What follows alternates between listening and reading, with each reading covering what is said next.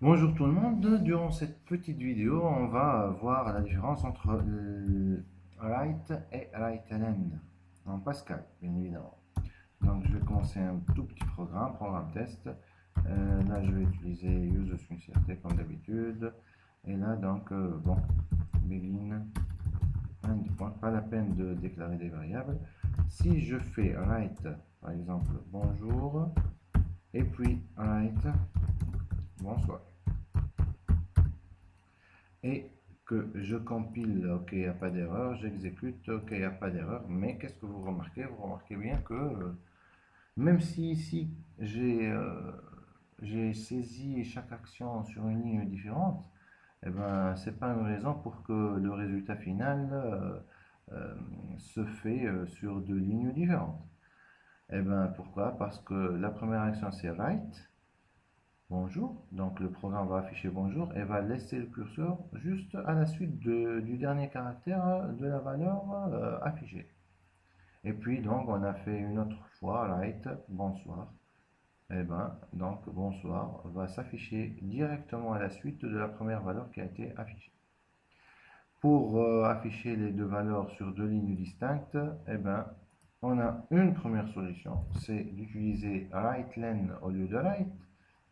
Ce qui veut dire on veut afficher la valeur qui est mise entre les parenthèses et sauter à une nouvelle ligne. Ce- c'est la désignation des deux derniers caractères. ln, c'est line en anglais, donc c'est afficher et sauter vers une nouvelle ligne, ou bien afficher et faire un retour à la ligne.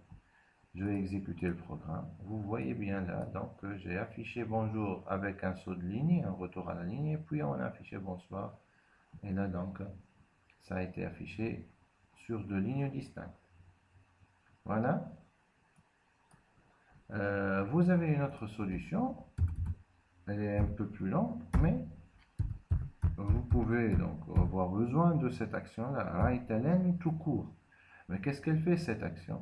Eh bien, elle affiche, plutôt elle n'affiche rien et elle fait un retour à la ligne tout simplement. Donc on va afficher la valeur bonjour et le curseur va rester juste après R. Mais puis donc on a l'action writeLn qui va faire un retour à la ligne et puis on va afficher la valeur bonsoir.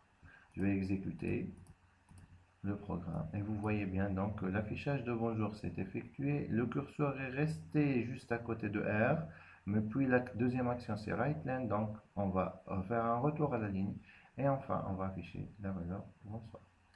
Ok, je vais faire un deuxième saut de ligne là. Vous allez voir qu'il y aura une ligne qui sépare les deux valeurs affichées. Donc, bonjour, puis un retour à la ligne, puis un deuxième retour à la ligne, et puis un affichage de la deuxième valeur.